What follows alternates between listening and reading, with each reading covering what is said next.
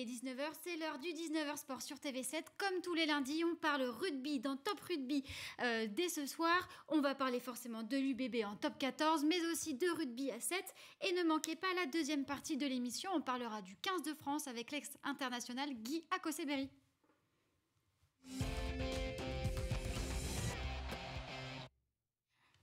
Avec moi pour en parler sur ce plateau, Monsieur Rugby TV7, Mathieu Dalzovo, bonsoir. Bonsoir. Et avec nous aussi Laurent Ferrer, entraîneur au centre de formation de l'UBB et bien sûr responsable du rugby à 7 à l'UBB. Bonsoir. Bonsoir. Mathieu, on commence tout de suite avec cette nouvelle défaite de l'UBB à Clermont ce week-end. Une 5e défaite consécutive avec encore une fois un scénario catastrophe.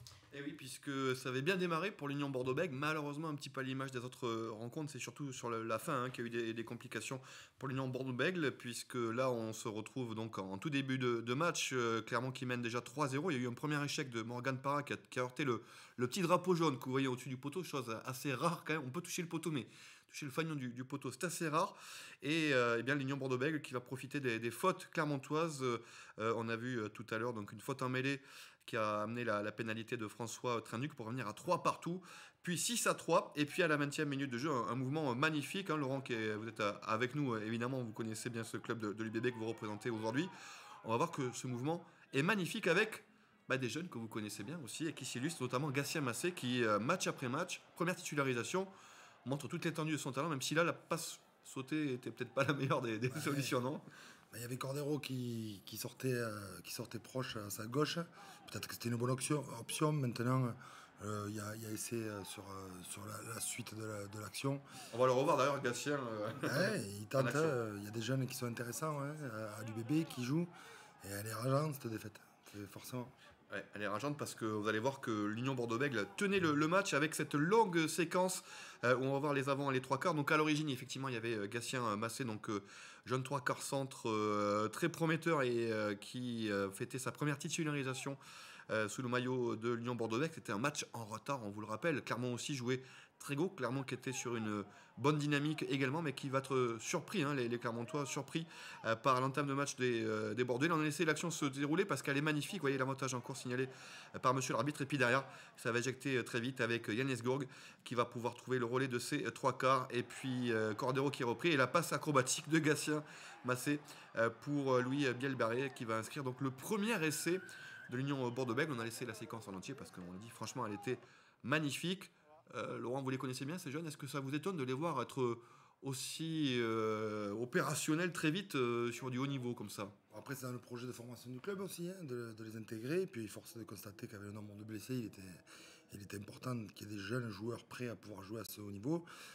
Voilà. Il ne faut pas être très connaisseur pour se rendre compte que quand on a vu la première fois Louis Bielbarré, Gatien ou Matteo Garcia ou Pierre Beauchaton, ils allaient matcher, et ils matcheront, et c'est de bon augure pour la suite quand même. Avec aussi Maury, il est très jeune aussi. Qui est très jeune et qui a fait. Alors lui, il a fait du mal sur son aile. Et on va arriver au deuxième essai donc, de l'Union Bordeaux-Bègles. Alors pour ceux qui n'ont pas vu le match, donc, alors, là on est à la 24e, il y a 11-6 pour l'UBB. Et il va y avoir un deuxième essai donc, qui va être validé finalement par l'arbitre. Vous voyez, là, on va de passe en passe jusqu'à l'aile. Lucas Maury qui va échapper donc à l'arrière clermontois, qui a l'intelligence de remettre à l'intérieur. Et vous allez voir que il y a Raka qui vient sortir ce ballon, qui va écoper d'un carton jaune, et c'est Mamadou Diaby derrière qui vient aplatir. Tout se passe bien pour l'Union Bordeaux-Bègles, 16-6 et même 16-9 à la mi-temps. Et puis en début de seconde période, il y a eu un essai refusé pour Alban Roussel de quelques millimètres. Et derrière, les Clermontois vont réagir immédiatement avec cet essai de Raka, une petite erreur défensive qui va laisser un boulevard à Raka. Il en faut peu, évidemment, à l'ailier de Clermont pour remettre les deux équipes à égalité, 16 partout.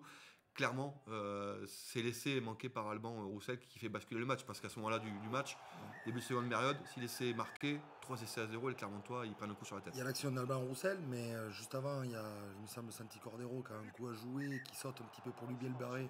Ça ne marque pas. Il y a Yann Lesgourg qui est juste à côté de la ligne aussi qui ne marque pas. Et plus les pompiers manquaient, plus en première mi-temps aussi, il me semble qu'il y a des opportunités pour pouvoir mieux terminer. C'était devenu récurrent un petit peu la semaine dernière, quand au pot aussi, il y a eu des occasions sur la fin pour pouvoir marquer, et des essais où on n'a pas eu de chance.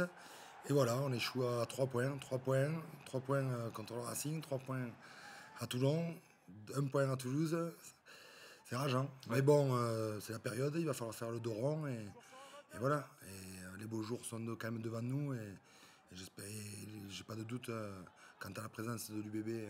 Là, on a vu du contenu quand même, hein, Ouais, par oui, rapport à ce qui s'est complètement. passé.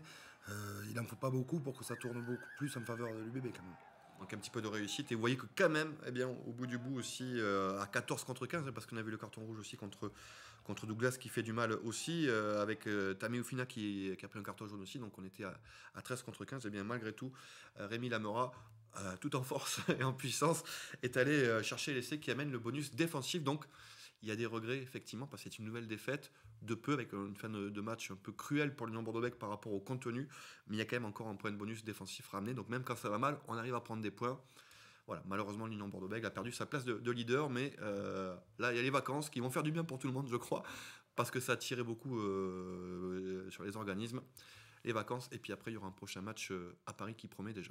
Et surtout un petit point sur aussi le groupe, le collectif, qui face à Pau, voilà, un petit peu déçu Urios en termes d'intention, mais qui finalement, là, face à Clermont, on a senti un petit déclic aussi de la part du collectif, et c'est ce qu'on attend de voir sur les prochains matchs de l'UBB. On passe tout de suite au rugby à 7, parce que Laurent Ferrer, vous êtes quand même ex-international en rugby à 7, et surtout un des pionniers en France de cette discipline. Oh, pionnier, je modestement, sais pas. quand Non, même, il y un ancien. il y avait des gens beaucoup plus âgés que moi quand je jouais à 7 avant moi. Et justement, lors du dernier match à domicile face à Pau, vous avez profité de ce match pour présenter un tout nouveau projet, l'UBB Seventh. En quoi consiste-t-il concrètement, ce nouveau projet ? Ben, clairement, en fait, on va, avec l'avènement de la Ligue nationale de rugby sur le rugby à 7, il fallait que ça se développe un petit peu. Et nous, on a fait le pari de développer l'entité 7 au sein du club, en regroupant les meilleurs potentiels du rugby amateur et essayer de faire une sélection pour faire des tournois nationaux et même européens, voire même Dubaï peut-être en fin de saison, pour préparer. Il y aura 4 joueurs qui pourront bénéficier de contrats pour pouvoir faire la compétition professionnelle in extenso. Donc c'est quand même une très bonne chose que de s'ouvrir vers le rugby amateur local. Girondin, hein, parce que vous l'avez dit, effectivement, il peut y avoir des joueurs donc, de fédéral, 1, 2 et 3, c'est ça Oui, 1, 2 et 3. Deux Girondins. Deux Girondins, l'important. Enfin, j'ai passé suffisamment de temps dans les clubs amateurs, j'en ai fait 4. Et des jeunes joueurs qui, pour X raisons, n'ont pas pu percer au niveau supérieur, à l'élite, c'est très compliqué d'accéder à l'élite. En revanche, le 7 peut permettre aussi à des joueurs de pouvoir s'épanouir, de pouvoir avoir un projet. Et c'est vraiment un projet qui est vraiment adaptable aujourd'hui aux amateurs, aux étudiants aussi, sans que ça impacte trop les professionnels qui demandent une exigence dès le plus jeune âge. On le voit avec un Massé ou Bielbarré. Ça permet aussi, Laurent, de renforcer le lien entre l'Union Bordeaux-Bègles, club phare évidemment du territoire, et les clubs amateurs. On sait que c'est un projet qui est cher à Laurent. Le 7, c'est aussi cette occasion-là de renforcer ces liens-là. Bien sûr, du moins on va aller solliciter le rugby girondin. Et aujourd'hui, je le répète, les joueurs qui pour X raisons n'ont pas pu intégrer ce circuit élite, on va leur permettre de jouer pour les couleurs de l'UBB. À 7, mais à 7, on peut vivre des émotions, on peut vivre des choses qui sont un peu différentes du quotidien des joueurs qui jouent dans le championnat de Fédéral 1 ou de Fédéral 2 ou de Fédéral 3. C'est justement ça, toute l'essence du rugby à 7. C'est aussi un rugby spectaculaire, une fête du rugby à chaque tournoi, avec encore une fois des amateurs, des entreprises. Chacun peut se retrouver dans cette discipline qui peut beaucoup attirer aussi. Exactement, donc nous on a décidé de créer notre premier tournoi qui se déroulera le dimanche 5 juin à Moga. Voilà, il va y avoir un tournoi entreprise aussi parce qu'on a envie d'ouvrir le partenariat, le club a envie d'ouvrir le partenariat sur cette équipe à 7 qui a un chef de proue, Marc Prikaski du groupe Seva et Jean-Paul Calès du groupe KPG qui sont des partenaires majeurs depuis X années à l'UBB. Donc c'est un projet qui est quand même assez important et j'espère que d'autres clubs de top 14 suivront. C'est l'idée aussi de lancer un petit peu ça. Oui, parce que ça, là par contre, on est pionnier. Exactement. Là, on peut le dire, hein, Laurent. Première en France. L'Union Bordeaux-Bègles, premier club en France à se mobiliser comme ça pour le 7, on peut le dire. Oui, après, encore une fois, l'équipe de France, elle travaille vraiment pour essayer d'avoir des résultats. Les Jeux Olympiques arrivent demain. En France, on n'était pas qualifié aux Jeux Olympiques de Tokyo. Les féminines ont une médaille d'argent quand même, on le rappelle. Donc voilà, il y a beaucoup de boulot. Je pense que ça va s'ouvrir. La Ligue nationale de rugby à créer cette compétition professionnelle. Elle est amenée à changer, à évoluer, pour mettre tout le monde dans les meilleures dispositions. Et qui pour jouer? Moi, je crois que les amateurs qui ont envie de jouer au rugby, qui ne sont pas là que pour boire l'apéro et qui ont envie d'avoir une hygiène de vie, qui ont un calendrier adapté, ça va vraiment leur convenir. Et j'espère vraiment vivre une belle aventure sur l'été prochain avec le 7. L'objectif, c'est Paris 2024, c'est quelque chose que vous avez en tête, c'est de pouvoir faire briller aussi l'UBB à Paris en 2024 pour les Jeux Olympiques? L'UBB, non, ce sont les équipes nationales. Maintenant, des tournois, il en existe. De la visibilité, il en existe. Je crois que faire un tournoi à Dubaï, amener l'Union Bordeaux-Bègles, l'UBB 7 et l'Union Bordeaux-Bègles à Dubaï, ou à Hong Kong, ou à Singapour, je pense que ça peut être une bonne chose pour le développement du club, et même du top 14, de représenter des clubs. Aujourd'hui, l'équipe de France, le rugby, par le biais de l'équipe de France ou du top 14, elle va complètement en poupe. Tous les voyants sont ouverts. Après les 2 années un peu difficiles, donc feu. Alors, le feu, justement, le tournoi, c'est quand même le 4 et 5 juin. Hein, ça arrive vite, hein, j'imagine. Ouais. Laurent, je pense que je t'apprends rien. Où est-ce que vous en êtes là? Parce que ça a été annoncé il y a quelques jours. J'imagine que vous n'avez pas donné l'annonce officielle pour commencer à travailler et pour tisser des liens avec les clubs que tu connais pour la plupart.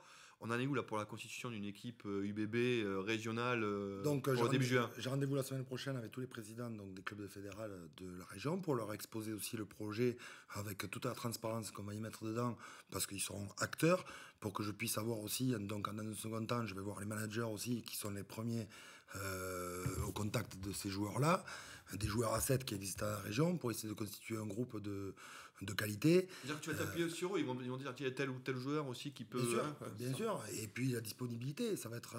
il va y avoir quand même 5 tournois, plus le tournoi à Moga au mois de juin. Et il y aura 3 tournois pour ceux qui seront pris au mois d'août. Donc il va falloir aussi de la disponibilité. Peut-être pas de vacances cette année pour ceux qui voudront jouer. Mais bon, encore une fois, il y a des bonnes aventures à vivre, surtout cet été, en termes de rugby à 7 avec l'UBB. C'est sur ces mots qu'on termine cette émission. De bel augure. On se retrouvera tous, bien sûr, du 4 au 5 juin au Stade Moga pour cette belle fête du rugby à 7 qui nous attend tous, puisqu'on sera forcément aux premières loges, évidemment. Merci beaucoup, en tout cas, Laurent Ferrer, d'avoir répondu à toutes nos questions, d'être venu sur notre plateau ce soir. Merci beaucoup, à vous. On reviendra. Bien sûr. Oui, mais Laurent, il a sa carte de visite. Exactement, VIP c'est ici. C'est un habitué. C'est le plus fidèle de Top Rugby. Il y aura le 7 qui jouera, on reviendra. Chaque semaine. Plus habitué que moi encore même. C'est la fin, on termine ce 19h Sport. On se retrouve juste après la pub pour une deuxième partie pour parler du 15 de France et de leur match face au Pays de Galles vendredi à Cardiff avec Guy Akoseberi, l'ex-international. À très vite sur TV7.